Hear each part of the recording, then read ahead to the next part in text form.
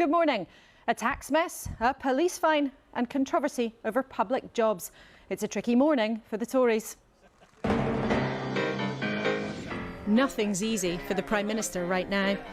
Questions still chasing his cabinet colleague, Nadhim Zahawi. Have anything you want to say? About whether he paid enough tax. Sorry, are you avoiding answering questions about your taxes? And new claims this morning that this man, the BBC chairman, helped fix a deal for Boris Johnson, who then gave him the job. There are demands in the Tory party that the government should give us some hard-earned cash back, yet the Prime Minister seems to suggest it'd be daft to think about tax cuts yet. You're not idiots, you know what's happened. But he made his own mistake, forgetting to buckle up in the back, breaking the law and being fined. Expectations for the economy might have improved a touch, but making ends meet is still the biggest challenge for families and firms. I can't give them the things that you would like to give them, like the new books. I can't afford to do it anymore. With a new promise from Labour to help keep a lid on bills. We have one big question this morning. Is Rishi Sunak keeping his promise to run a professional government for us all? To answer that, James Cleverly, the Foreign Secretary, joins us. The woman who'd be your Chancellor if Labour wins the next election, Rachel Reeves, is here. And the latest of our leaders' interviews for 2023. We'll hear from Nicola Sturgeon, Scotland's First Minister. And with me at the desk to help make sense of what that lot have to say, the chair of Tesco and Imperial College, John Allen, the LBC presenter and journalist Rachel Johnson, and Sir Ian Duncan-Smith, Tory MP, who used to lead his party.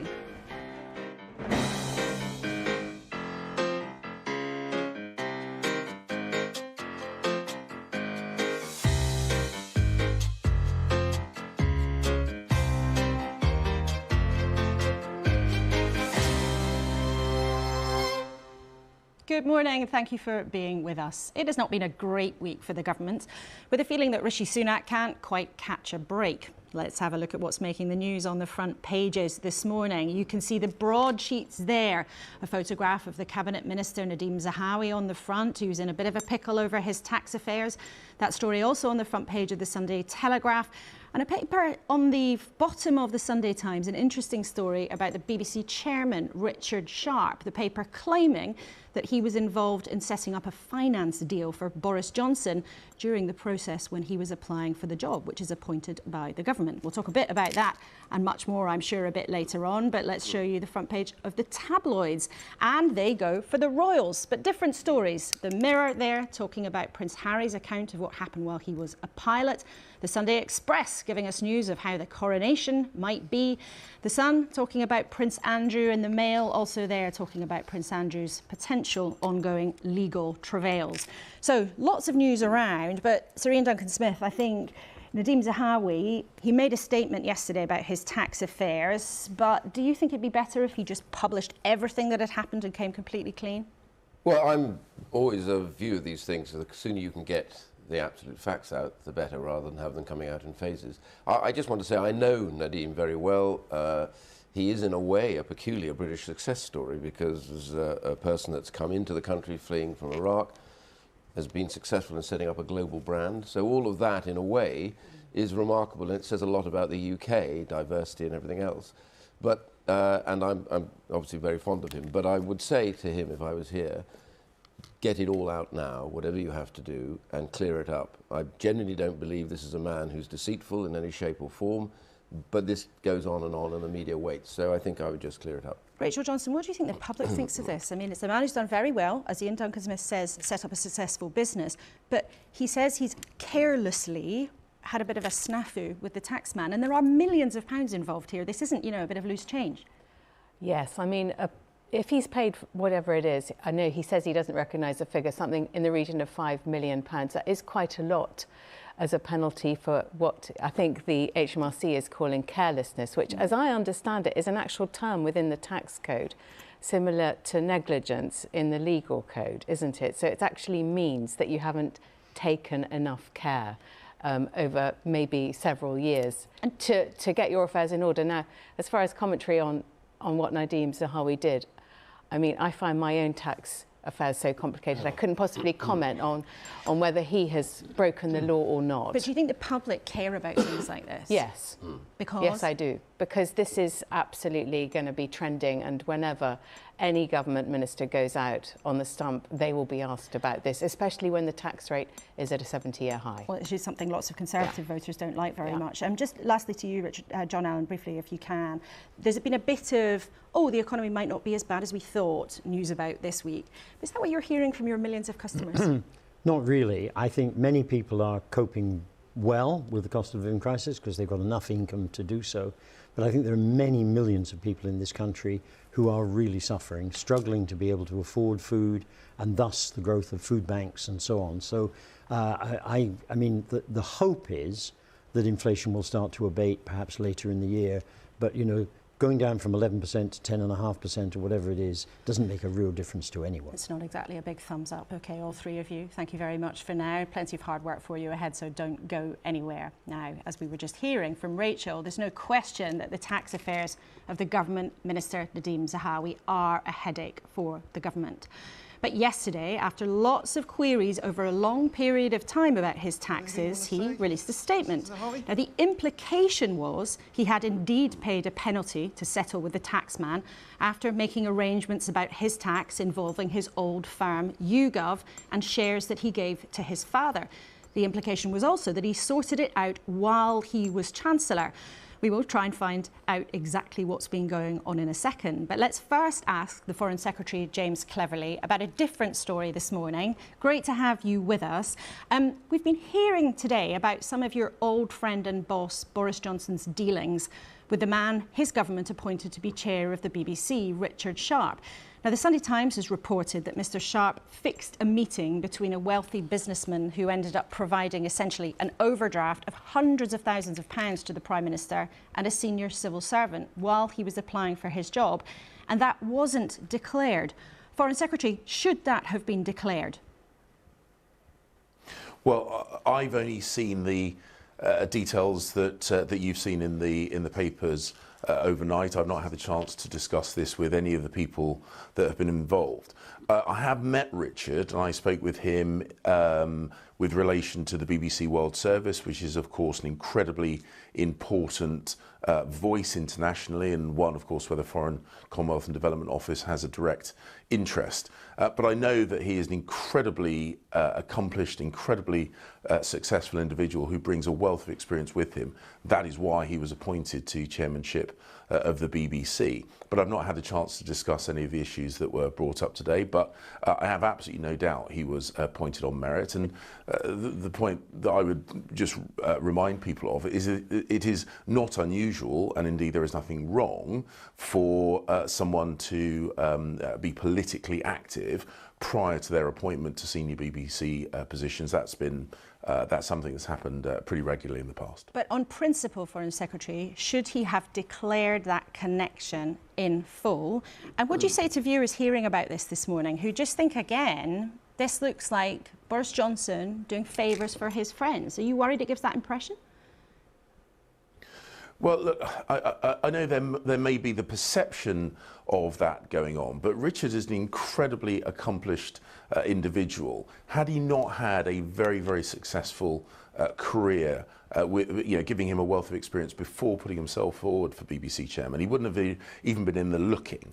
So this is someone who I know has brought a lot of experience to the role. The conversation I had with him about the BBC World Service made it very, very clear that he's been very, very thoughtful. And that's not the question here. The question here is about political links and whether or not, on principle, you as the Foreign Secretary, a very senior member of the government, think that it would always be better to make these things completely clean, completely out in the open. You said there that perception matters. Would it therefore have been better for this all to be out and completely transparent?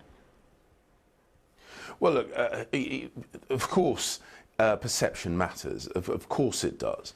And you know, it is not, I'm sure, anything that Richard would want, having this conversation this morning being about what did or didn't happen at some point in the past with regard to the former Prime Minister. But the simple fact of the matter is I judge him on the facts that I know for certain. What I know is he's had an incredibly successful career. He's been he's got huge experience delivering at the top of large organisations, and in the conversations that I've had with him about the BBC World Service, he's been clearly very, very thoughtful, listened to the points that I made, you know, his points about the BBC very firmly and you've made that point, and we should tell our viewers this morning. Yeah, and it really showed that he was the...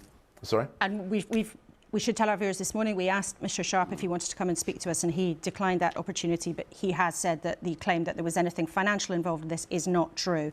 But we just heard there Foreign Secretary Ian Duncan-Smith say it would be better if your colleague Nadeem Zahawi just got everything out in the open. So in the spirit of getting everything out in the open, can you confirm to our viewers this morning that he has paid a penalty to the taxman?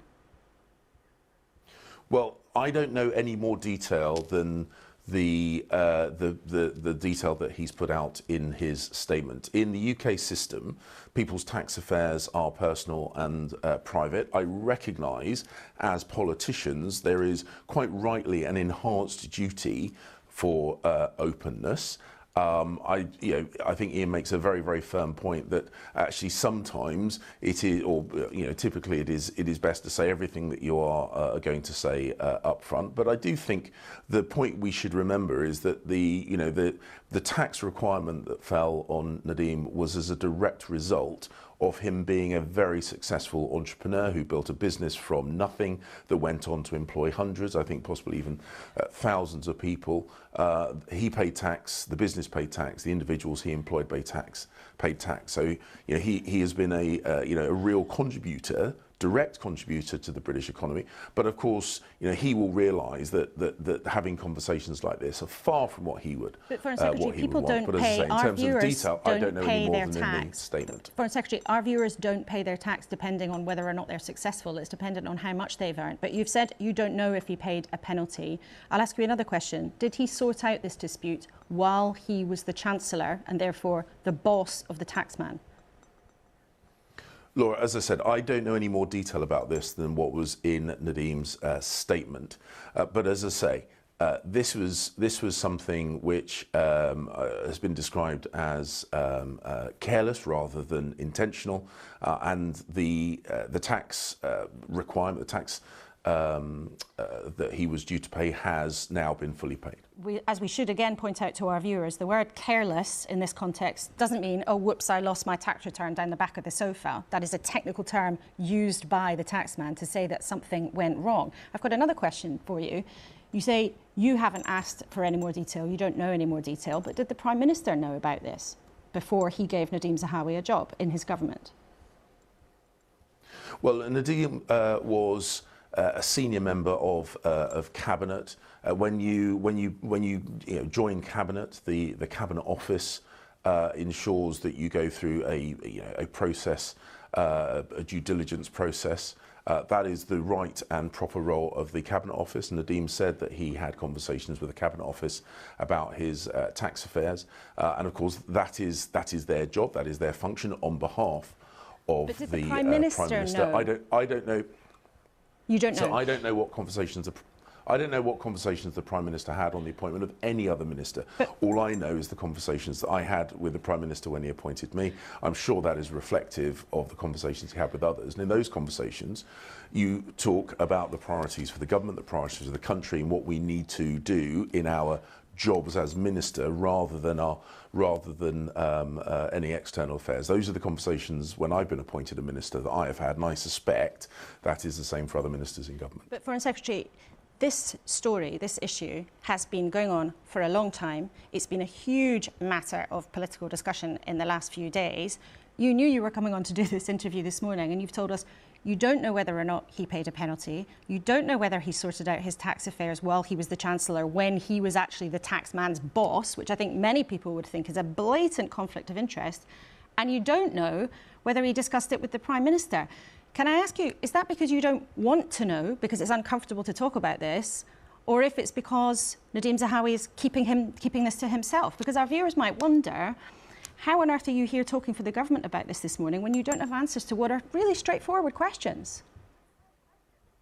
Well, because, Laura, I spent the whole of last week in the United States of America and in Canada, having on Monday just made a statement about the execution of a British dual national by the brutal Iranian regime. I arrived back in the UK early on Friday morning on an overnight flight, before then going on to engage with my constituents through Friday, and having a bit of a rest and doing some shopping on Saturday. So my week has been focused on the UK support for the people of Ukraine, the UK support for British nationals overseas, and trying to ensure that I deliver on my function, which is to be the face and voice of the UK that being overseas. Foreign Secretary is a very busy job, and those are all important issues that you've raised there, apart from maybe doing your shopping. But I'm sure your family was glad that you managed to squeeze that in. But this has been a serious matter of political conversation and debate in the last few days. Don't you think the public has a right, actually, to these answers? It's about a senior minister in the government getting in a mess over millions of pounds to the taxman. It's not some random, obscure issue. No. And as I said, I recognise that we have an enhanced duty of transparency when we are in elected office, and that is right, and that is proper. And so why doesn't he publish his tax return? Why doesn't he get it all out there? Wouldn't that just be better? Then people can see, as Ian Duncan-Smith has suggested, then everyone can look. Sunlight is the best disinfectant, they say, because this at the moment doesn't stack up with Rishi Sunak's promise, does it? He said he would run a government with the highest levels of integrity, professionalism and accountability. And he said that transparency is vital to a healthy democracy. And here we have only part of the story. Why not get it all out there? Well, the decision as to how much detail to put in the public domain is rightly one for Nadeem himself. And the point he has made is that he is up to date with his tax affairs upon appointment to positions in government. He had, as we all do, conversations with the Cabinet Office to make sure that we give that due diligence, or we give that reassurance to the government as a whole, that our personal affairs are right and proper, and if there was something outstanding at any point, that those things are in the process of being resolved. The choice as to how much detail to put in the public domain, as I say, is ultimately one for Nadeem Zahawi. But personally, in terms of what I know about this, I don't know any more than the statement that he has made. OK, well, our viewers will make their own conclusions about how much of this story is really, really out there. But thank you for answering questions on that. I want to ask you about a really important issue that you're grappling with as Foreign Secretary. Lots of viewers will know that this week there was a lot of discussion among allies, Western allies, about sending more tanks to Ukraine. Now, Germany did not agree either to send their own tanks or to allow German tanks to be sent to Ukraine by other allies. Are you disappointed by that? Because surely it drags out the length of this terrible conflict. Well, over Christmas and the New Year, I had conversations with the Defence Secretary, with the Prime Minister, other senior members of government about our posture with regard to Ukraine. And the Prime Minister decided, quite rightly, that the most humane thing to do is to bring this war to a swift conclusion, and for the Ukrainians to be successful in the defence of their homeland. That is why we made the commitment to significantly increase our our military support to Ukraine to help them defend themselves, including with Challenger 2 tanks. I would like nothing more than to see the Ukrainians equipped with those most up-to-date armoured vehicles, both tanks and artillery and others. The Leopard 2 is an incredibly effective piece of military equipment. I would like nothing more to see the Ukrainians armed with Leopard 2s. And are you frustrated that Germany has not done that? I mean, you said there the humane thing was to help as much as possible to bring this to a close. Now, the suggestion from that is that it's inhumane, actually, to hold back that military support. Are you frustrated, disappointed that Germany still has the brakes on sending those tanks? Well, Germany has been a huge contributor, and I don't think we should ignore that, both in terms of its hosting of refugees, in terms of its provision of military equipment, economic aid, and also in terms of its application of sanctions. Ultimately, it's for every sovereign government to decide how they are best able to support the Ukrainians as a member of NATO. The Ramstein process is about coordinating our respective support. The Ukrainians said that they need and want tanks, and they need Western caliber NATO standard tanks. We provided some Challenger 2s, but countries across NATO have provided a range of armoured vehicles, and some of that includes light tanks, and some of that includes significant artillery. We will continue working with our friends and allies across NATO to make sure that the support we give to the Ukrainian armed forces and Ukrainian people are the most effective at helping them defend themselves against this brutal invasion. Foreign Secretary, reading between the lines, it sounds like you are rather frustrated with your Germans, but you are too polite perhaps to say so. Can we close just with a yes or no question, if I may? Would it be easier in this country if all ministers published their tax returns, so there was never any of these kinds of arguments? Yes or no? Well, I think it's right and proper that people's tax affairs are personal and private. As I said, I think as politicians, quite rightly, we have an enhanced duty. Well, look, I think we keep hearing that we want politicians to be more like the rest of us and less to be a kind of a strange and unique beasts.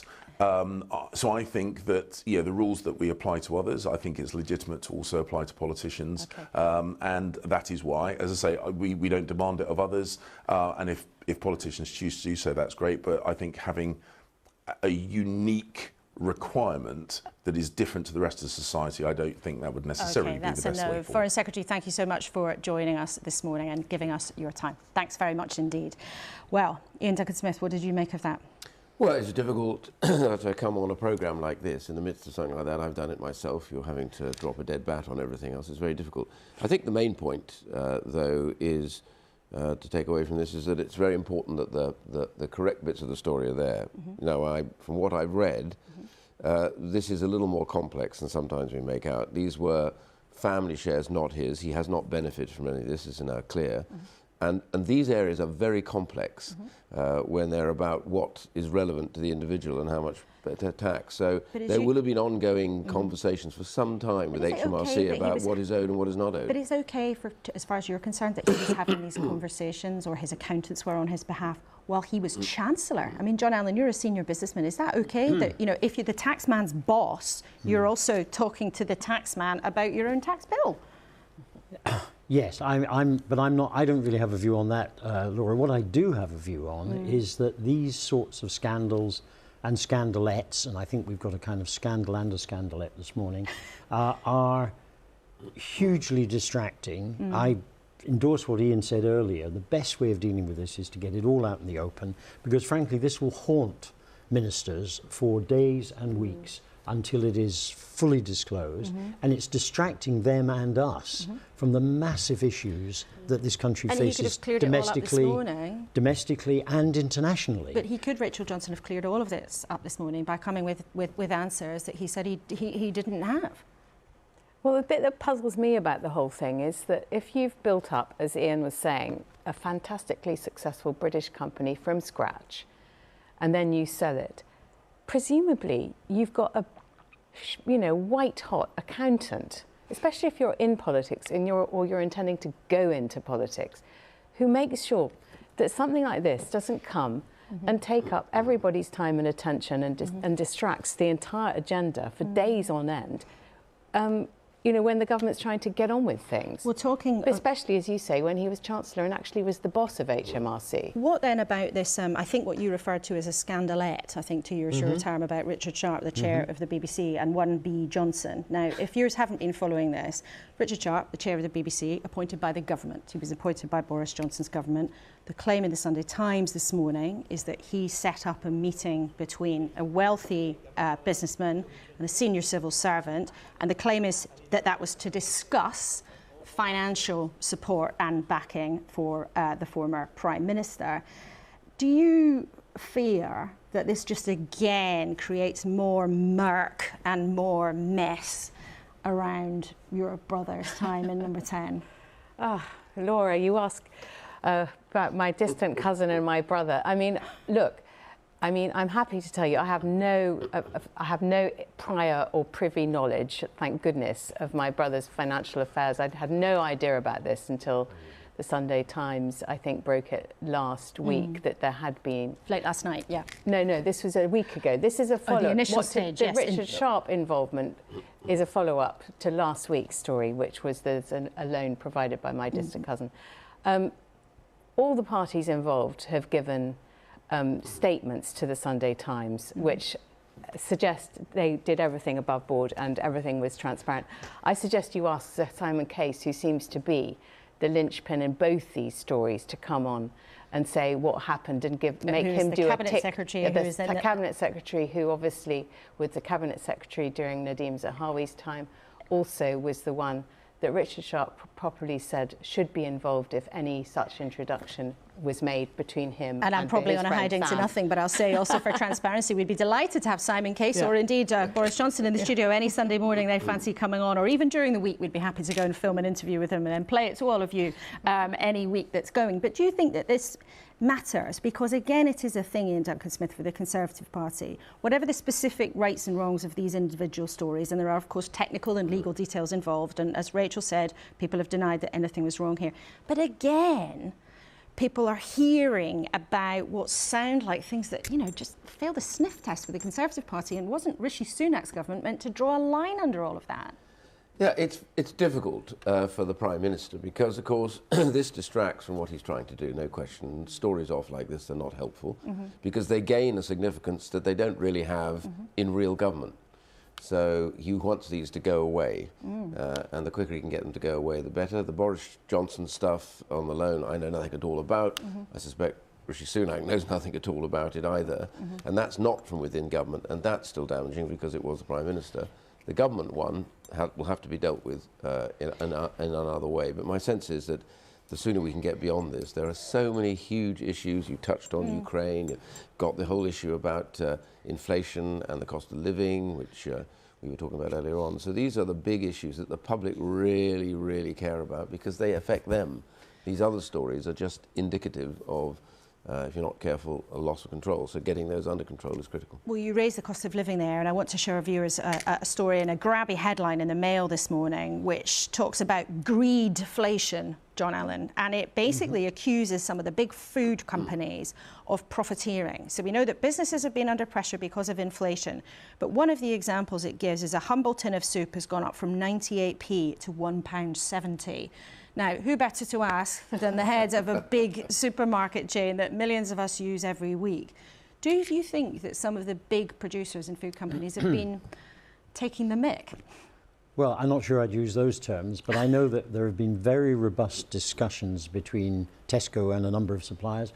We didn't have Heinz soup and Heinz tomato ketchup for a spell last summer when they tried to put through a large price increase at that stage. That was eventually settled. We've fallen out with other suppliers. So we do try very hard, I think, to challenge, and we have a team who can look at the composition of food, the costs of commodities, and work out whether or not these cost increases are legitimate. So I think most of them are, because there have been some dramatic increases in commodity costs, energy costs, and labour costs. On the other hand, you know, if you don't want to pay £1.70 for Heinz soup in Tesco or any other supermarket, there are own label alternatives. Cross and Blackwell, for instance, at less than a pound. That's very so there are interesting. alternatives. So you are acknowledging there that actually some companies have been trying to take advantage of the rise in inflation to jack up prices more than they really needed to. I think that's entirely possible.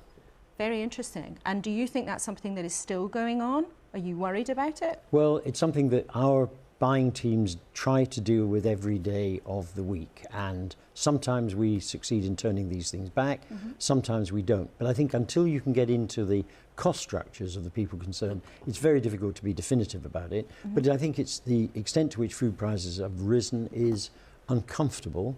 And certainly the major supermarket chains, and I think Tesco is not alone in this, are trying very hard to mitigate those increases, not least by offering people alternatives. And there is no doubt at all that people are trading down from brands to own brand and even to our lowest tier prices. But at this moment in a cost of living crisis, you're saying that some big companies have been taking advantage then of some of the poorest people in the country? They may well have. I can't be definitive because I haven't seen their cost structures. But you've definitely been considering this as an issue, which is something that you've been dealing with as a business. I want very briefly to ask you all about something completely different, which is also in lots of the newspapers, which is the coronation. There are some glorious pictures of what the coronation might look like in the newspapers. And of course, people have seen so much of the archive, the late Queen's coronation over the last few months. Speculation too about what it might look like, who might play, will it be Brian May again on top of Buckingham Palace? I want to know who you would all like to see. Ian Duncan-Smith. Well, anybody that people want to be entertained by. I'm an old rocker, so as far as I'm concerned, I would happily see. I'd happily see any of the old rock bands come through. You're an old rocker. There's a new fact for a Sunday morning.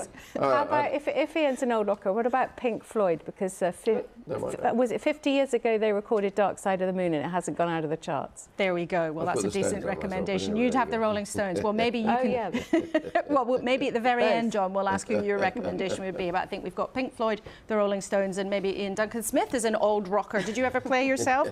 Think about that for now. So, last week we spoke to Keir Starmer, who told me he didn't want to be Prime Minister when he was a child, although he certainly does now. The week before, we spoke to the Prime Minister, the youngest person in that job in a very long time. Now we'll hear from Nicola Sturgeon, Scotland's First Minister, in the latest of our leaders' interviews to get us off to a good start in 2023. We sat down in her official residence in Edinburgh, Bute House, and although, as you'd expect, she wanted to contrast the performance of the government in Edinburgh and Westminster, she is also having to deal with strikes and the problems in the struggling health service too. Here she is. Yes, education is the foundation of so much of everything that a country then achieves. And Scotland has challenges in education like many other countries, but we are seeing a narrowing of the attainment gap. Crucially, we're now seeing record numbers from our most deprived communities go into higher education, go to university. So lots of work still to do, but lots of progress that has been made. If it's still your number one priority, though, how have you therefore allowed a situation to develop where families and children at the moment are not able to go to school all the time because of a series of rolling strikes that's causing havoc? We're not simply digging our heels in and refusing to negotiate, as we often see with the UK government. So we are seeking an agreement with teachers. Of course, COSLA, our local authority organisation, is also part of the tripartite negotiations that we have with the teaching profession. So teachers in Scotland are the best paid on average in the UK. Since 2018, teachers have had more than 20% increase in their salary. And right now, can I finish the point? Right now, they're being offered a pay increase for next year that is equivalent in terms of percentage uplift to that already accepted by janitors and dinner men and ladies in our schools. So we're trying to achieve fairness, but there has been further discussion in recent days. As we speak right now, there is a further meeting of the negotiating body underway, and I hope we can see some further compromise that reaches the kind of agreement that we've been able to reach with other groups of public sector workers. Would you like to pay teachers more? And do you think you will have to pay teachers more in order to sort this dispute out? Because I hear what you're saying. You're saying you're trying to be fair, but the fact is, at the moment, there's significant disruption for families and pupils. So would I like to pay teachers more? Yes. Would I like to pay probably all public sector workers more? Yes. In Scotland, many public sector workers are paid more than their counterparts elsewhere in the UK. Take the NHS. The offer for this year, on average, is 7.5% in Scotland compared to 4.5% in England and Wales. Teachers, well, I'll come back to teachers. Teachers are already higher paid on average than their counterparts elsewhere in the UK. But experienced teachers in Scotland would say that they're lagging behind their counterparts in England. It is true the starting salaries are more generous, but that's not necessarily true right across the board. What I'm asking you about, though, is what you're going to do to sort these strikes out. It's not about making comparisons to other parts of the UK. Well, these comparisons are illustrative, but we are working to resolve these disputes. So we managed to resolve the dispute in ScotRail, so that the strikes that happened here were not to do with a dispute with the Scottish Government or with ScotRail. We have avoided industrial action in the National Health Service, and we're working to stop industrial action with teachers. But let me. But also, let me these say, are all questions, just as they are for the government in Cardiff, Westminster, Yeah, and sure. here in Edinburgh. It's all a matter of political choice. So if you wanted to pay teachers more to get these strikes resolved, if you wanted to commit to paying nurses more in order that strike action does not take place, you could make political choices to spend less on other things. I'm not saying that's the right thing to do or the wrong thing to do, but you do have choices. Address that point, because I think that is a really fair question. You're right to say it's about choices, and we are making those choices, but we don't have all of the levers, nor does Mark Drakeford in Wales, that the UK government and the Treasury currently have. Do you think the NHS in Scotland is in crisis? My job is not to describe it. Yes, I think if you are working in the NHS, I think for some patients who are waiting too long for treatment, that's how it will feel right now. The vast majority of patients in NHS Scotland get excellent care and very timely care, but recently too many patients have not had that. We're starting to see, thankfully, an easing of some of the winter pressure. So we've had an improvement over recent days in accident emergency waiting times, for example. So we are working to support the health service through these pressures. Your party's been in charge here in Butte House for 16 years. And during that time, the problems of the NHS have got worse. The situation has been exacerbated. So what do you say to people who've looked at what's happening in the health service in Scotland in the last few months and thought, how on earth have we allowed it to get to this situation? Well, I think in many respects, the standard and quality of healthcare over these years you talk about has improved. We've had a 3-year pandemic that has exacerbated issues, lots of reform and improvement in how we deliver healthcare, changing the way people who call for emergency care will be treated. So there's lots of improvements and changes, but there are significant pressures. Roughly the same number of people are having to wait 12 hours in A&E now as did in 2016. Yeah. Now, as a government, if you look at that, that's not progress, is it? That's dreadful. No, but Laura, to be fair, and I think any minister, probably in any country across the world sitting here would remind you that there's something quite significant happened between 2016 and today.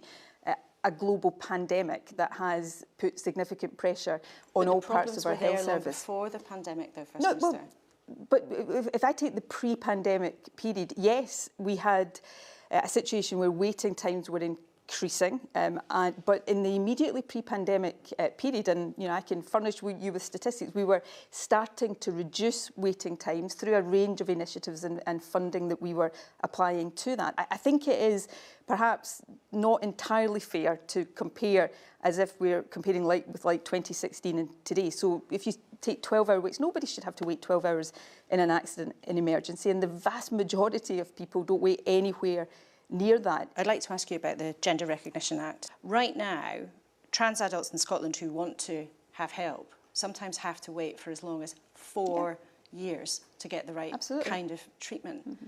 Is that acceptable? No, it's not acceptable. The issue around the process by which a trans person can get a gender recognition certificate has attracted all of the attention on these issues because we've been putting legislation through Parliament, but there are a wider range of issues for trans people, and access to support and treatment for those who want to go through certain processes is another of these areas. So if it's not acceptable, you're in charge of that as part of the Scottish Health Service. Why have you allowed a situation to develop where people have to wait 4 years?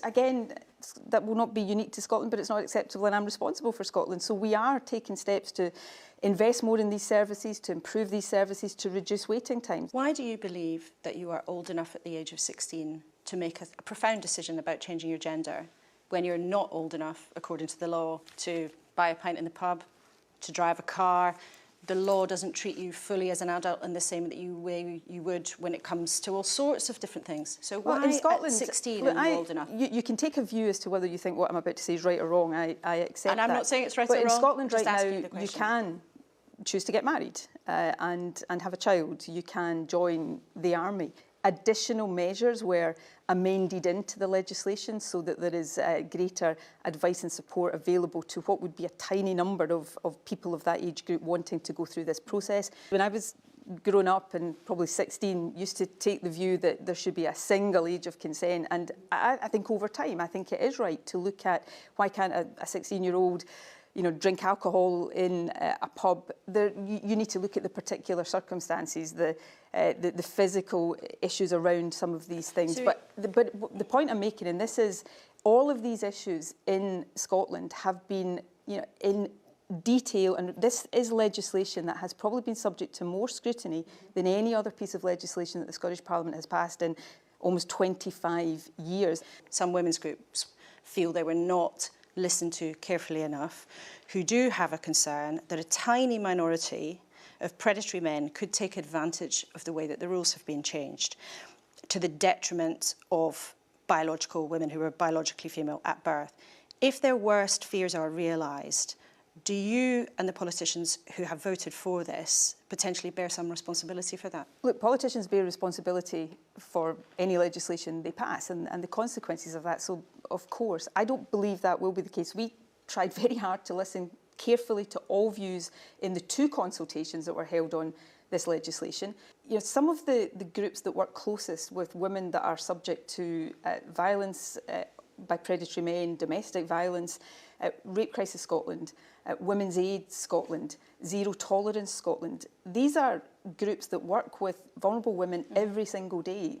These organisations support this legislation, so it's important to be clear. Yes, there are some that do that. and some that don't. Well, actually, most of the key women's organisations in Scotland do support this legislation.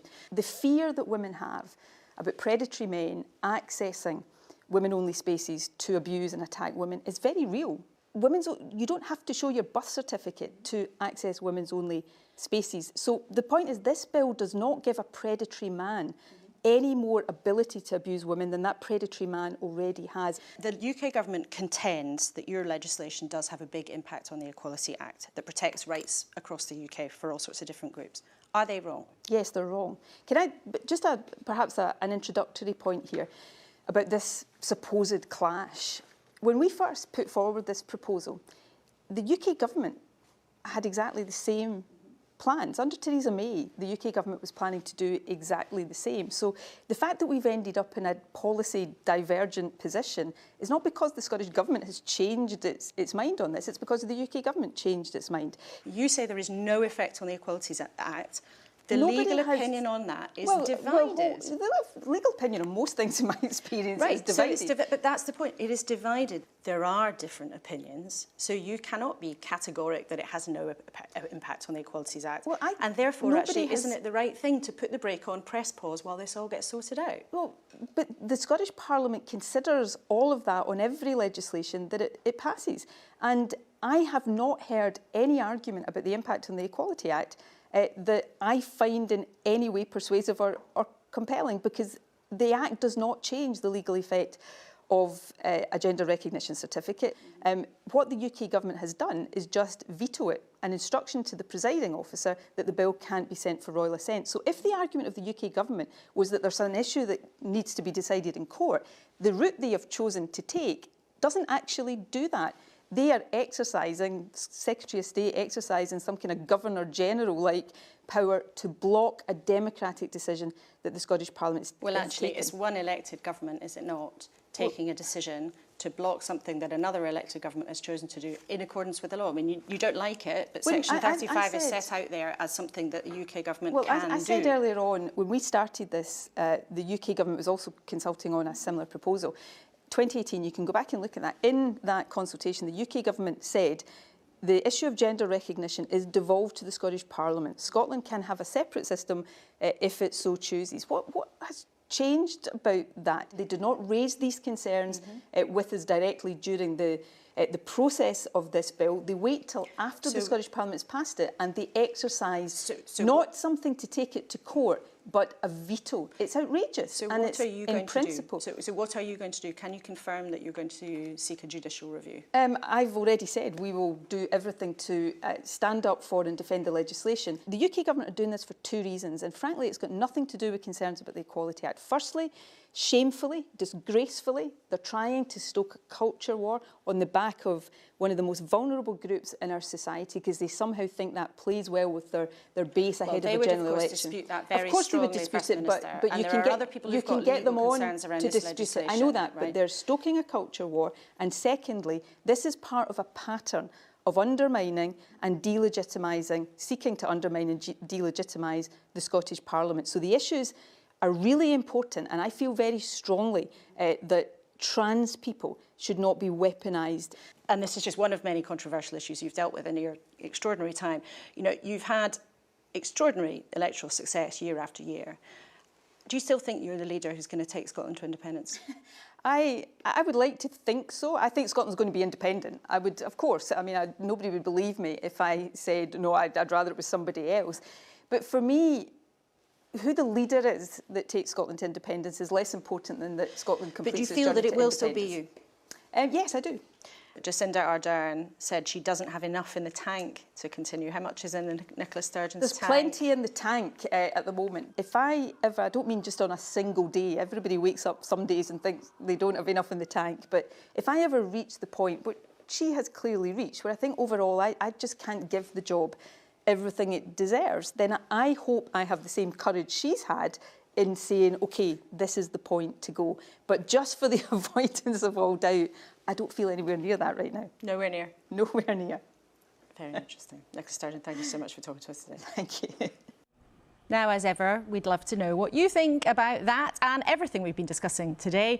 As ever, you can email us keuenssberg@bbc.co.uk. Use the hashtag BBC Laura K on social media if you're that way inclined. And there is tons on the BBC News website, including the live page, which has analysis during and after the programme. And I'll be writing there a bit later on. Now, for all the constitutional clashes, the tricky questions about ministers and tax bills, we know the priority for many, of course, is paying the bills. Prices may be rising a touch less slowly, but they're still heading up and up. Labour hopes its fortunes are heading up and up too. But would the party really be able to take the pressure off the rest of us if they win the next election and also pay its way? Rachel Reeves is the Shadow Chancellor who wants the keys to number 11. Welcome to you. It's good to have you in the studio. Good morning. First of all, do you think that all politicians, and certainly all ministers, should just publish their tax returns? Would that be more straightforward? I'd be very relaxed about that, but we've got a situation now in the Conservative Party where you've got the chairman, who used to be the Chancellor, who it looks like has been fined £1 million or more for not paying his taxes. You've got a Deputy Prime Minister who's being investigated for bullying claims, and you've got a former Prime Minister who it is alleged had his extravagant lifestyle funded by a donor who was facilitated by the current chairman of the BBC, who incidentally got that job just after facilitating that arrangement. Now, we should be clear that they've denied that anything went wrong in that whole scenario. Yeah, but no one seemed to think there was any need to declare anything in terms of conflicts of interest. And Laura, you've got a Prime Minister who is too weak to do anything about it. And it's going to take an incoming Labour government to clean up this mess, drain the swamp, because frankly, it stinks. Drain the swamp is pretty inflammatory language. I mean, you say you're relaxed about publishing tax returns, but would you then, as a Labour government, would you be very different and say everybody who gets to the Cabinet has to put all their tax affairs out in the open? Would you make that commitment? I would be very relaxed about doing that. It's not the same as being relaxed about doing it. Would you do it? Well, I would be happy to do that if that was the feeling what was necessary. But the problem about Nadeem Zahawi, the former Chancellor who was in charge of the taxman when he potentially came to this arrangement, the problem with him is that if he had published his taxes, there wouldn't have been very much to be seen because he wasn't paying them. But so that is the problem here. But in terms of how your approach might be different, should the shadow cabinet right now publish their tax returns, and then the public could really compare and contrast and could see exactly how things are? But honestly, I wouldn't have a problem with publishing my tax return. It's a pretty straightforward document, unlike it seems some people who are running the government at the moment. OK, well, straightforward documents are not right now many people's energy bills. Often people look at their energy bills or they look at them on their phone and actually are horrified by what's going on.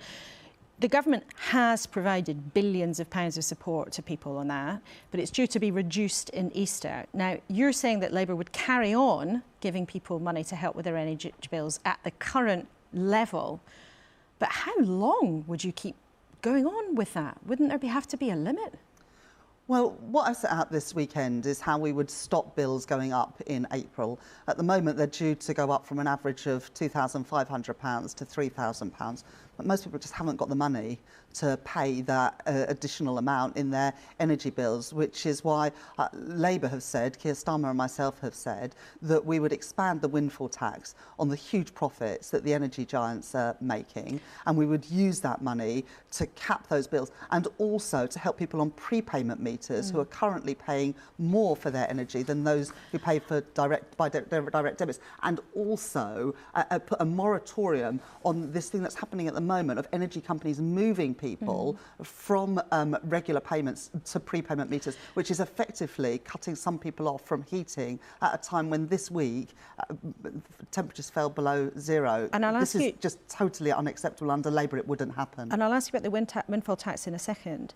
But while people watching this morning might think, oh, well, great if Labour want to carry on giving more money towards bills, but surely you'd have to put a limit on for how long you could do that. Because, Rachel Reeves, you spent a lot of time in the last few months telling the public you'd keep an iron grip on the public finances, that you can't just go around writing big cheques. And so what would the limit be? What would the limit be on how long you're going to keep paying energy, keep helping people with bills? Well, I will never make a spending commitment without telling you where the money is going to come from. What we have announced this weekend is a further 3 months of the cap of £2,500. But after that, if energy bills were still at the level they're at, would you just keep going? If you look at the forecasts for where energy prices are going, it looks like hopefully they're starting to come down. So that's why we've made a commitment for 3 months. But we think we could raise an additional £13 billion through the windfall tax. And this announcement that I've made about freezing the price cap at £2,500 for a further 3 months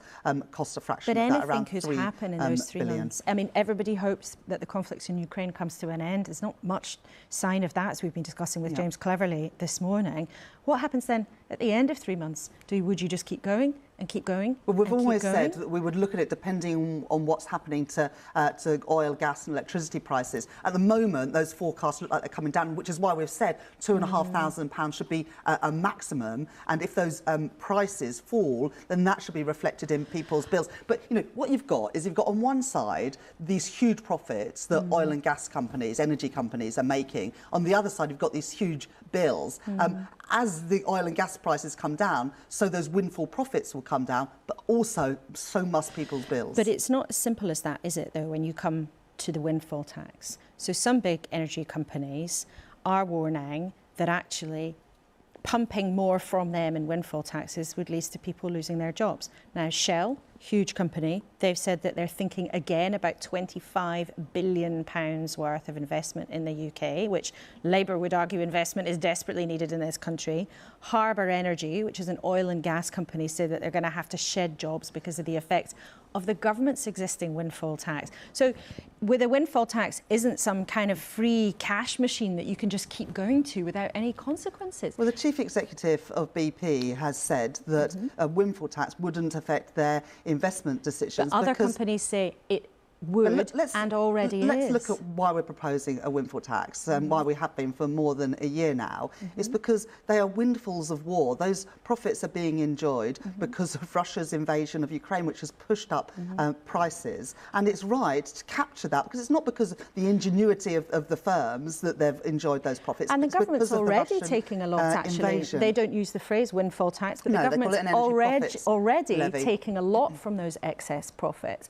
But do you acknowledge, at the very least, that there might be a downside? Because you quote BP, I can say that Shell have already said that there's a warning around it, and another company, Harbour Energy, saying they're going to have to shed jobs because of the windfall tax already. What's the point helping people pay with their bills? If they work in the energy sector in Aberdeen, for example, they might get more help on their bills, but lose the job. Well, you look at previous examples of windfall taxes, whether that was Labour's windfall tax on the privatised utilities in 1997, whether it was George Osborne or Margaret Thatcher's windfall taxes on oil and gas profits, and you didn't see those falls in investment. I've looked at all the evidence. I believe that this is the right thing to do. But look, we've got to go beyond this sticking plaster approach of just coming in and putting huge amounts of money to fix problems. That's why also this weekend I set out more detail on Labour's ambitions to get to clean power by 2030, but also bring the 19 million homes in Britain that don't meet the basic energy performance level up to the right standard. Because if you do those things, you don't just save people a few £100s on the bills for 1 year, you can save £1,400 on people's bills every year. And that is why that would be a priority as part of the Green Prosperity Plan for an incoming Labour government. I'm sure we'll talk about that on another occasion. But you've also had a busy week being in Davos. Now, our viewers might not know, but Davos is a sort of annual get-together of plutocrats, chief executives and politicians from around the world. I think we can see a picture of you and Keir Starmer there. You're there in your snow boots. I didn't wear them today. You didn't wear them today. I think some people might, in your party, might look at that, the sort of images of your party leader and the Shadow Chancellor at Davos rubbing shoulders with essentially the sort of global financial 1% and kind of wince at that a bit. What would you say to them? Well, what I would say is that in the last few years, investment into Britain has fallen, our exports have taken a hit, and our growth and productivity have been on the floor. And Keir Starmer and myself want to say, with an incoming Labour government, Britain would be very much open for business. We want investment in the UK, in the industries of the future. You don't have to go to Davos to do that. Well, actually, I mean, to go and hang out with all these kinds of the World people. Economic Forum in Davos is a great opportunity to meet global leaders, to meet our opposite numbers. Keir Starmer met Leo Varadkar. I met representatives from the German Treasury. That's incredibly important to have those opportunities, as well as meeting international investors and British business to set out Labour's plans for clean power by 2030 to encourage investment into Britain. And I think this is really important because there's a global race going on for the industries of the future. President Biden is putting a huge bet on carbon capture and storage, on electric vehicles.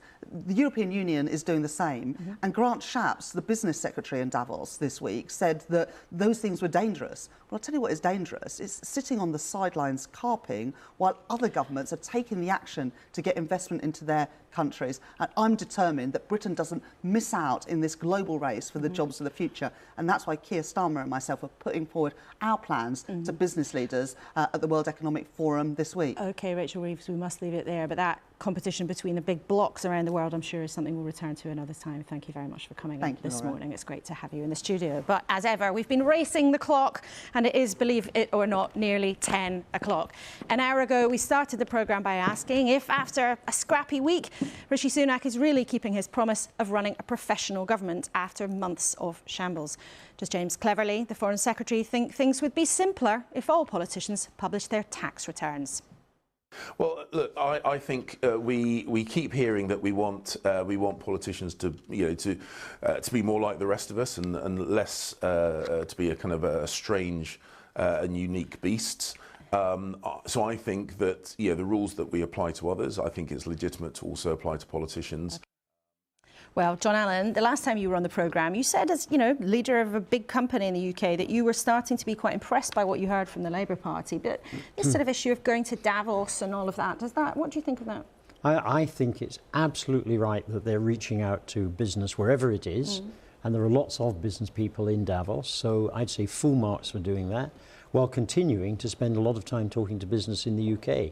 I wish the government would do the same, because I think we have big opportunities long term. I'm an optimist about the future of this country. I think there are all sorts of things we could and should be doing. Full marks to Labour for starting to set those out. I'd like the government to do the same. But are they not, even under Rishi Sunak? Because the last time we talked, things were difficult. There'd been real Tory chaos. He was meant to be drawing a line. Has nothing changed? I don't see the engagement with business that's needed. I think a future economic growth plan needs to be bought into both by business and the government and indeed the universities. We have an amazing global leadership position in universities, 4 of the top 10. We need to engage all those people to create the future. We're very short on time. Ian Duncan-Smith, who I have to remind people has admitted to being an old rocker. Do you feel worried, briefly, hearing that from John Allen, from a big businessman, saying that actually you guys are falling behind? Well, I do, and I also agree, because I think the big thing now we have to do is to lift our heads up and explain to people where we're going to go to get growth, how we're going to reduce the burdens on industry and on individuals through tax reduction in due course, but also regulation change. One of the reasons for leaving the EU was to get our regulations relevant to the UK. That is a very big undertaking. There are some huge potential business markets, medtech, centred in the UK, could be bigger than financial services. All that is why you should be sort of optimistic so about it. So you'd say there's lots up for grabs. Rachel Johnson, are you optimistic? Well, I mean, just on growth, I think that one way of going against growth is just scrapping all those EU regulations just for the sake of it. I think you should be much more selective about that. The ones that business wants to get rid of, consider, but don't just have a bonfire of the regulations, because I think that that is not the way 10 seconds to have a big argument about Brexit. There's a whole other conversation, a whole other programme, a whole other few years of debate. John, very, very quickly, who do you want to see playing on top of Buckingham Palace? Tom Jones. Tom Jones, there we go. He's Pink still Floyd, singing. Rolling Stones, Tom Jones. Amazing recommendations from all my old rockers. Rachel, not you, of course. The other two. Thank you both so much, very much, for being with us this morning. A huge thank you to my excellent trio at the table, Rachel Johnson, Ian Duncan-Smith, and the Tesco chair, John Allen. We're closing out one tricky week for Rishi Sunak's government, but another one beckons. One cabinet minister has told me privately they believe that Nadhim Zahawi may soon be on his way out because of everything that has happened with his tax affairs. But the Foreign Secretary this morning defended his colleague. But will that hold? Will they have to answer some of those outstanding questions? You can join the conversation right now on the BBC Live page. I'll be scribbling there in a while. And as ever, you can catch up with any of our programmes on the iPlayer. And I hope very much to see you, same time, same place, next week. Goodbye till then.